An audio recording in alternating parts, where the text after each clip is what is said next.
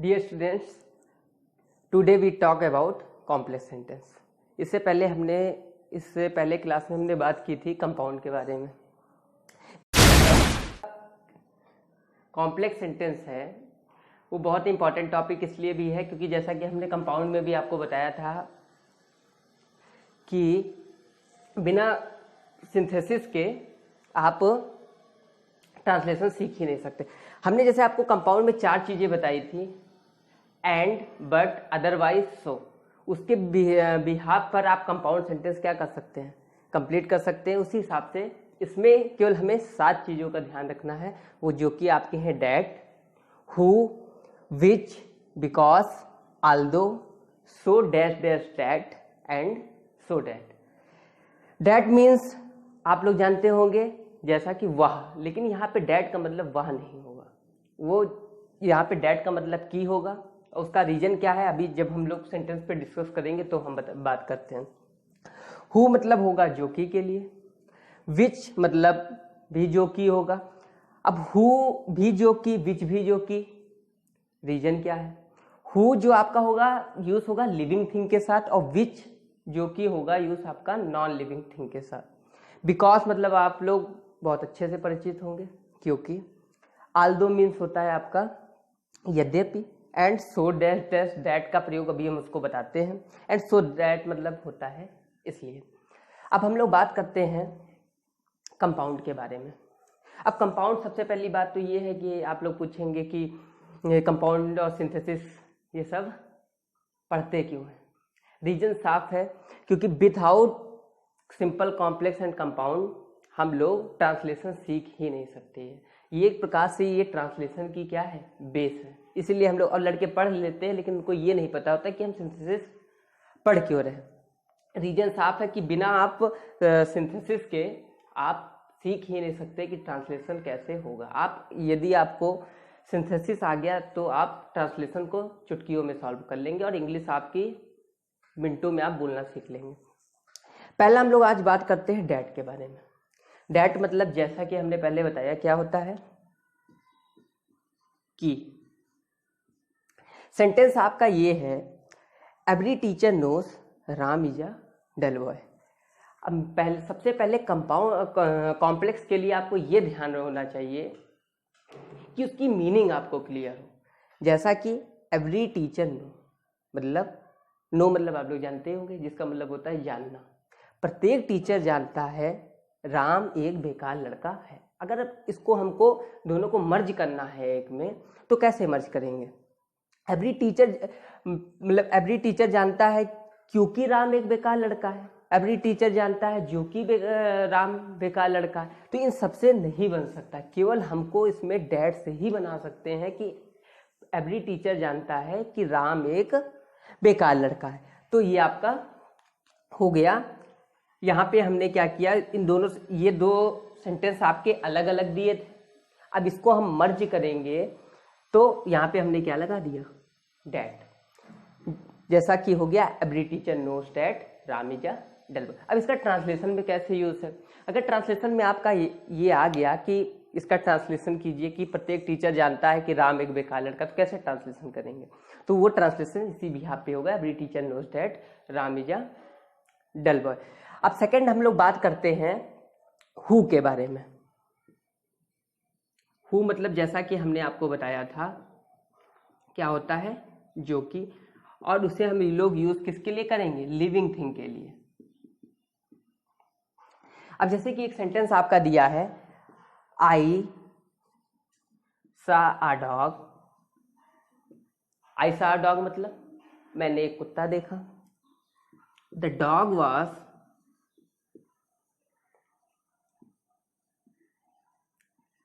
lying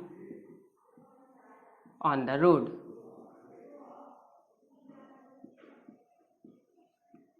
अब जिसकी meaning आपको क्लियर होगी। अब ये 2 सेंटेंस आपका दिया है। फर्स्ट सेंटेंस आपका दिया है आई सा अ डॉग, मैंने एक कुत्ता देखा। सेकंड आपका दिया है the dog was lying on the road, कुत्ता रोड पर पड़ा हुआ था। अब इन दोनों सेंटेंस को हमको क्या करना है, मर्ज करना है। तो मर्ज करने के लिए कैसे इसको मर्ज करेंगे, मैंने एक कुत्ता देखा क्योंकि रोड पे पड़ा हुआ था। मैंने एक कुत्ता देखा कि रोड पे पड़ा हुआ, नहीं, मैंने एक कुत्ता देखा जो कि रोड पर पड़ा हुआ। अब इसमें भी कंफ्यूजन कि हु आएगा कि विच, जैसा कि हमने बताया था कि हु का यूज आपका होगा लिविंग थिंग के लिए। तो इसका सेंटेंस क्या बन जाएगा, I saw a dog who was lying on the road. अब ट्रांसलेशन में आता है कि जैसे मैंने कोई भी चीज देखी, वो चीज रोड पर पड़ी हुई थी, तो उसका ट्रांसलेशन भी इसी हिसाब से बनेगा। विथ आउट सिंथेसिस, मैं फिर इसी बात को रिपीट कर रहा हूं कि बिना आप सिंथेसिस में जैसे सिंपल कॉम्प्लेक्स कंपाउंड के आप ट्रांसलेशन सीख ही नहीं सकते हैं। तो इसलिए आपका सिंथेसिस बहुत ही इंपॉर्टेंट रोल है, ठीक है।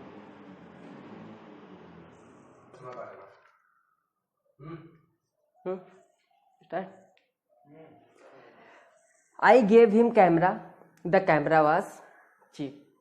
अब विच की हम लोग बात कर रहे हैं। अब पहले तो हमने पहले ही शुरुआत में ही आपको बताया है कि मीनिंग आना चाहिए। मीनिंग क्या है, आई गेव हिम कैमरा मतलब मैंने उसे कैमरा दिया। The camera was cheap, cheap मतलब सस्ता, कैमरा क्या था, चीप था। अब इन दोनों सेंटेंस को हमको एक में मर्ज करना है, तो मर्ज कैसे करेंगे, मीनिंग साफ होनी चाहिए। मैंने एक कैमरा दिया जो कि सस्ता था। अब मान लीजिए ट्रांसलेशन में आपका सीधा आ गया ट्रांसलेशन आपके कि मैंने एक कैमरा दिया जो कि सस्ता था, तो कैसे बनाएंगे, वो भी इसी हिसाब से बनेगा। इंग्लिश में कोई चीज़ बोलनी भी है कि मैंने उसे कोई चीज़ दी वो सस्ती थी, तो वो सीधा इसी बिहाफ पर बनेगा। अब जैसे देखिए, I gave him camera which was cheap. अब यहाँ पे देखिए हमने क्या किया कि दोबारा द कैमरा को हमने क्या कर दिया, हटा दिया, क्योंकि हमको दो सेंटेंस को एक में मर्ज करना, दोबारा फिर कैमरा नहीं आएगा। यही सेंटेंस क्या हो गया, मर्ज हो गया। इस बात को आपको क्या रखना है, ध्यान। अब हम अगले पे बात करते हैं बिकॉज के बारे में। बिकॉज मतलब आप लोग जानते ही हैं क्या होता है, क्योंकि। सेंटेंस दिया he is weak I shall teach him, वह कमजोर है मैं पढ़ाऊंगा। अब आप लोग बोलेंगे किसको भी ऐसे बनाएंगे, ही इज वीक बिकॉज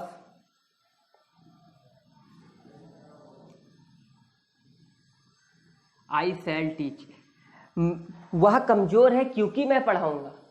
यही तो आप लोग सोच रहे होंगे, लेकिन ये सेंटेंस आपका गलत हो जाएगा। गलत क्यों हो जाएगा, उसका रीजन है, वह कमजोर है क्योंकि मैं पढ़ाऊंगा। भाई कमजोर होगा तो मैं पढ़ाऊंगा ही क्यों, मैं पढ़ाऊंगा क्योंकि वह कमजोर, क्योंकि कमजोरी बच्चे को तो सब लोग पढ़ाते हैं। तो इसलिए इसमें सेंटेंस की मीनिंग आपको क्या होनी चाहिए, पूरी तरीके से क्लियर होना चाहिए। तो इसमें आगे पीछे भी आपको करना पड़ेगा, ये नहीं ये ऊपर वाले सेंटेंस में भी अगर मीनिंग निकालनी है उसके बाद आपको उसको सही से क्या करना है, फॉलो करना है। तो क्या हो जाएगा, I shall teach him because he is weak. Okay, अब लास्ट हम लोग बात करते हैं आल्दो के बारे में। आल्दो मतलब होता है क्या, यद्यपि। आल्दो मतलब आपका होता है यद्यपि। सेंटेंस दिया है he is poor he is honest, वह गरीब है वह ईमानदार है। इससे पहले वाली क्लास में जैसा कि मैंने बताया था कि इसी सेंटेंस को बाय द वे अगर मैंने कहा कि इसको कंपाउंड में बनाइए, तो कंपाउंड में कैसे बनाएंगे। कंपाउंड में मैंने ये बताया था कि उसमें क्या यूज करेंगे आप, बट, और इसमें आप अब इसमें आल्दो में है he is poor he is honest. अगर इसी को हमको कंपाउंड में बनाना है तो कंपाउंड में आप कैसे बनाएंगे? कंपाउंड में मैंने बनाने का तरीका बताया था क्योंकि उसमें 4 ही चीज थी, एंड, बट, अदरवाइज, सो, तो उसको इसी सेंटेंस को बना देते थे he is poor but he is honest.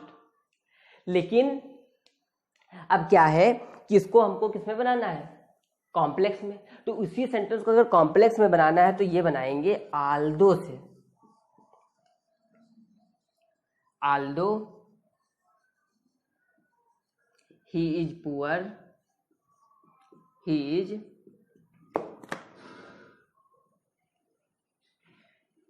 Honest. अगर इसी को कंपाउंड में बनाना हो तो कैसे बनाएंगे? और कंपाउंड में बनाना होगा तो he is poor but he is honest. बस यही ध्यान दीजिएगा, यही इसमें सबसे बड़ा अंतर है। अगर इसको हमको कॉम्प्लेक्स में बनाना था तो ये बन गया आल्दो से, और इसी को अगर हमको कंपाउंड में बनाना होगा तो बट से बनेगा। पेपर में एक ही सेंटेंस को दोनों तरीके से पूछा जाता है। यही सेंटेंस अगर आपका पेपर में कॉम्प्लेक्स में आएगा तो सेंटेंस यही रहेगा और आपका बनाना पड़ेगा आपको आल्दो से। और यही अगर आपका पेपर में कंपाउंड आ गया, जैसा कि पिछली क्लास में मैंने बताया था कंपाउंड पढ़ाते समय, तो उसको आपको बनाना पड़ेगा बट से।